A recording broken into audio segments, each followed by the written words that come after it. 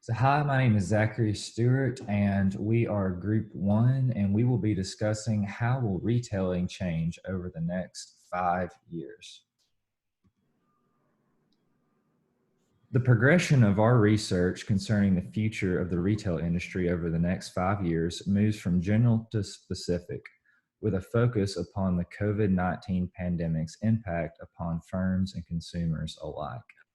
We began by understanding the fundamental aspects of the retail industry. Overwhelmingly, business oriented research has been focused upon how the pandemic has affected shopping for consumers. Most Americans participate in the retail industry on a daily basis in some capacity, which has been temporarily transformed into an ever dynamic environment with changing regulations and guidelines. Amazon is a firm that has been particularly successful in this environment, largely due to its penchant for virtual and contactless fulfillment, meaning that it is better suited to meet the needs of customers than firms that relied upon a brick and mortar business model to generate profits. We then further explored specific impacts upon restaurants, retail operations, and consumers, as well as future predictions. Our research was derived from a variety of sources, including business magazines and consulting firm publications. Specific sources for research included Forbes Magazine, KPMG, McKinsey and Company, Retail Wire, and Business Insider. Before discussing how retail can change, it is important that we establish what types of businesses the term refers to.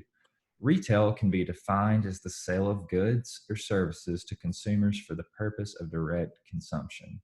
Types of retailers can include department stores, supermarkets, convenience stores, and restaurants.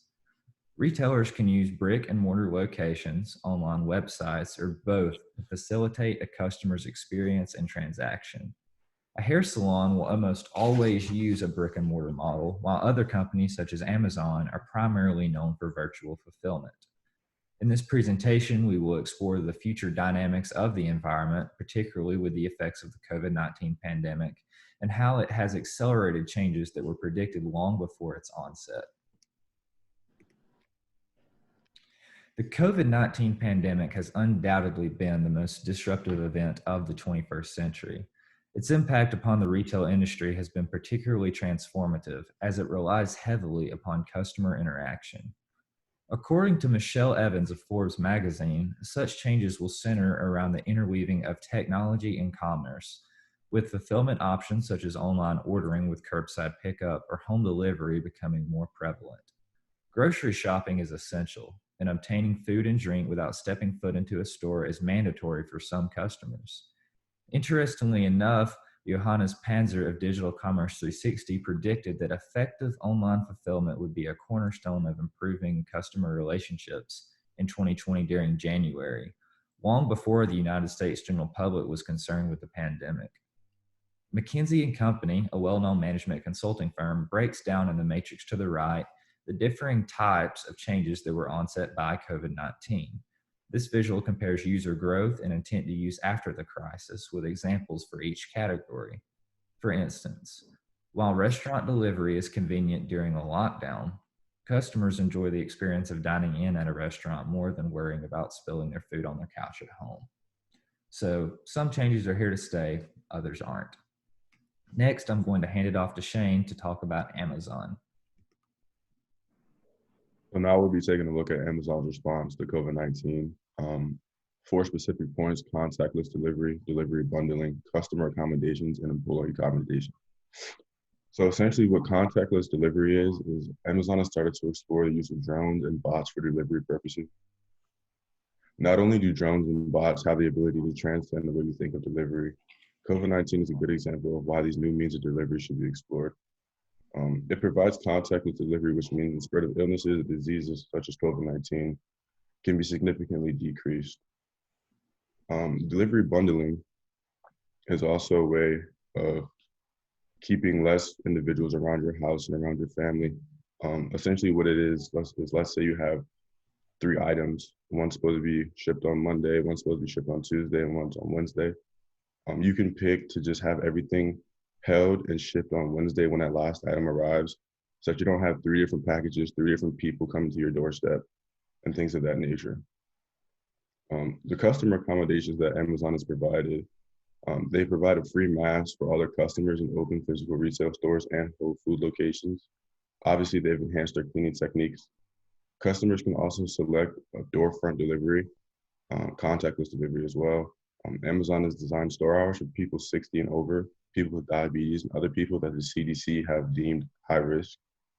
And their employee accommodations, um, they've spent 2.5 billion in bonuses. Their frontline workers have received 500 million in total bonuses. Amazon has spent, Amazon has spent an estimated 10 billion on COVID-related initiatives to keep employees safe and get products to customers safely as well. And they've updated about 150 processes in order to keep social distancing measures up to date, protective gear for workers, and if an employee has come in contact with COVID-19 or has COVID-19, they will receive 2 weeks paid leave. They've also established a $25 million relief fund for partners facing financial hardship during these times. Amazon's response has been well calculated, leaving no stone unturned. Next, we'll take a quick look at Amazon's robotic fulfillment.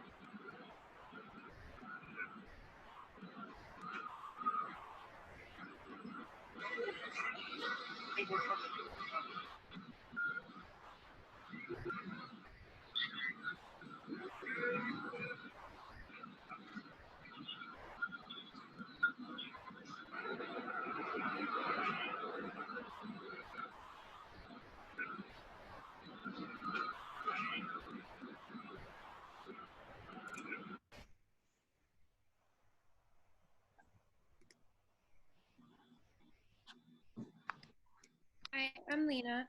I'll be discussing consumers. Consumers are becoming more educated about products and services because of increased information access. They're able to learn more about the products they're investing in through review apps and social media. For example, Yelp allows customers to review products and customer service. Even comments on a retailer's Instagram page can be a helpful place to retrieve information. People are now voicing their feedback on goods, not only with friends, but with millions of consumers. This makes the customer's opinion and needs matter more than ever before. Clever retailers understand the possibilities that exist in digital marketing, where they're starting to speak specifically with the people who enjoy their products more instead of basing ads on the broadest possible scope. By advertising against words such as reviews and seeking to encourage the positive and combat the negative, marketers are beginning to seize the possibilities surrounding online feedback. Consumers are also beginning to shop more frequently. This is a result of retailers becoming more accessible through technology and the ease of online shopping and at-home delivery. This has only increased with the start of COVID, and it should continue long after because consumers are becoming used to strictly online shopping. Retailers are beginning to include mobile into their brick-and-mortar store experience as well. For example, stores are including a map, contact info, and discount deals all within one app, and consumers are spending more because of it. Next, we'll be taking a look at what holiday retail looks like this year.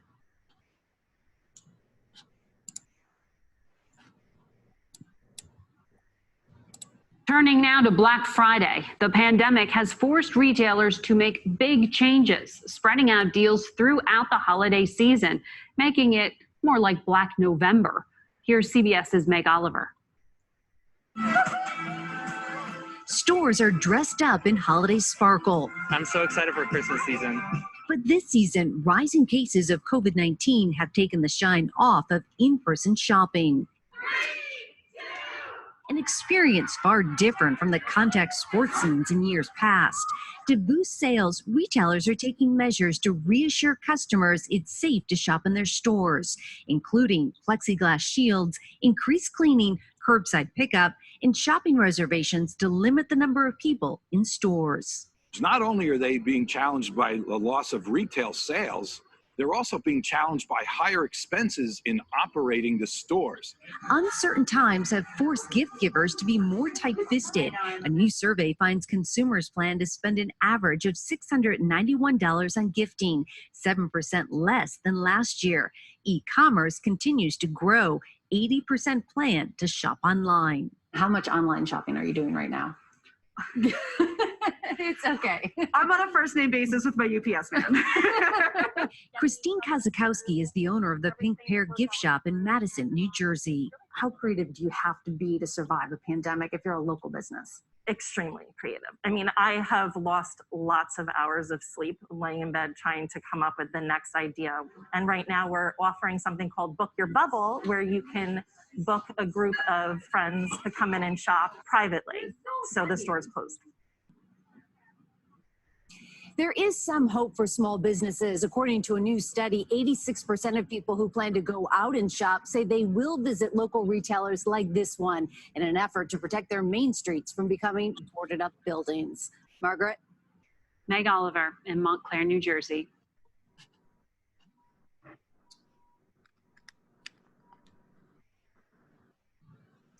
Hi, this is Ashley, and I will be discussing the impact upon retail landscape. Retailers were already under a lot of pressure before COVID-19 because of all the consumers moving to online shopping. So with COVID-19, this has accelerated these trends. So retailers are hurrying to transform the way they serve very different market to stay afloat for the consumer's market. According to Gartner, up to 50% of physical stores will permanently close or be repurposed for showrooms, off-price expansion, or to serve as micro-fulfillment centers. For inventory tracking, merchandising will need automation, so retailers are using RAIN RFID to automate their inventory tracking. For inventory visibility, implementing RAIN RFID is how retailers will be able to achieve 99% accurate inventory data across distribution centers and stores.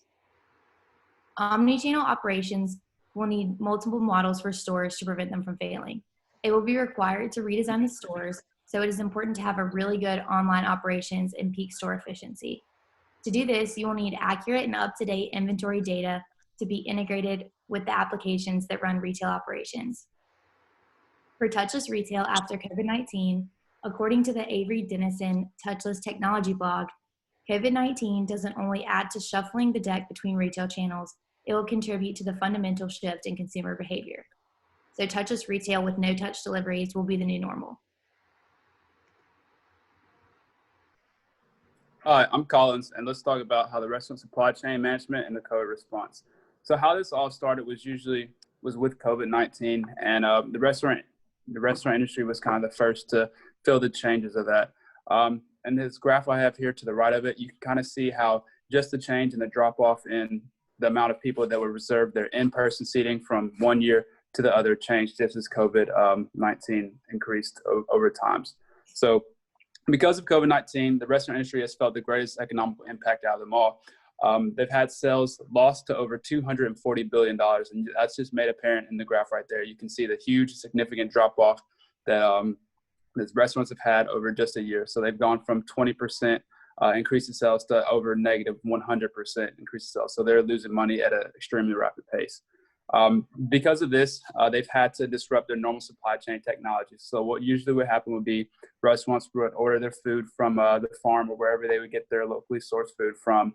They'll have their products made in store. People come inside, eat their food inside, have a good time, and just go home. But because of COVID-19, because restaurants have been closed, there's limited capacities.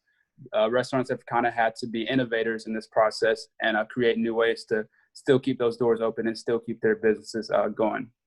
So once was a dine-in option has now been replaced by to-go orders. And this has kind of been seen by the rise of Grubhub, Postmates, Uber Eats, and just like different delivery services. Because not even 5 years ago, these were just kind of secondary options. Mainly people chose to dine inside or they would just get a to-go order. But now, because of COVID-19 and because of the scale of the amount of closings of restaurants and the limited capacity, you're now seeing more commercials for Grubhub, Postmates, Uber Eats, just a lot of those to-go services, because people are no longer to eat inside those restaurants. Another thing is because they became industry innovators, and they kind of adapted and overcame and changed the supply chain technologies, which is what led to Amazon and other companies kind of following suit. So because of them being industry innovators, they would choose options such as, maybe people might not be able to come and eat inside their stores, but hey, we can show you how to cook our foods. That way you still have that same feeling, hey, we might be able to go inside and eat, but we still are able to eat and enjoy that food. And so these are just different options that the restaurant industry has kind of gone about and just changed up their different supply chain managements and technologies. Now, these changes are something that's not necessarily going to be permanent, because as COVID will end, people do prefer that dine-in experience, but these are definitely changes and subtle changes that will be taking place over the restaurant industry and supply chain management, just so restaurants do have that kind of sense of security, and just so they are able to gain new customers in this fact by creating their to-go orders, their dine-in orders, their drive-through drinks, offering their steaks or whatever just at wholesale prices, and just pretty much just being pretty much just continuing on that restaurant continuation of allowing people to, still feel like they are a part of that restaurant, and just be able to be the consumers how they were before or pre-COVID-19. So as I was saying, this may not be a long-standing economic change, but it definitely will impact how restaurants operate in the future. And they were definitely the ones who were hit the hardest by this COVID-19 pandemic. And they were kind of the ones who were the first to take that step and be industry leaders in changing their supply chain management and their COVID-19 response, which is something that a lot of the other companies and a lot of other industries have followed suit in. So according to Forbes, on diversified supply chain, the coronavirus has led to a record low in manufacturing, along with breaking supply chains. These challenges underscored the world's dependence on China, which showed us the need for more diversification. Japan has already committed to spending $2 billion to help shift manufacturing operations out of China. For the acceleration of e-commerce, the shift to digital is one of the most profound behavioral changes that is happening in retail. Online grocery shopping is important in today's times, but Forbes thinks that many consumers will permanently shift to e-commerce. On the boost of contactless payments, consumers are choosing to do this over handling cash or touching keypads. MasterCard has already raised the limits for contactless payments across multiple European countries. Walmart has self-checkout stations so the consumers will not have to be anywhere near the employees. Publix has also sped up its tech transitions to accept contactless payments as well. These will most likely stick long-term, since people are now going to be taking precautions even once the restrictions have been lifted. So for re-image store pickup, the retailers that rely on in-person interactions will face a plummet in store traffic for quite a while, and curbside pickup could become a more prominent option along with a drive-through type model. For technology with commerce, technology has been a monumental staple during this outbreak. The trajectory of technologies will accelerate, which will make businesses more flexible.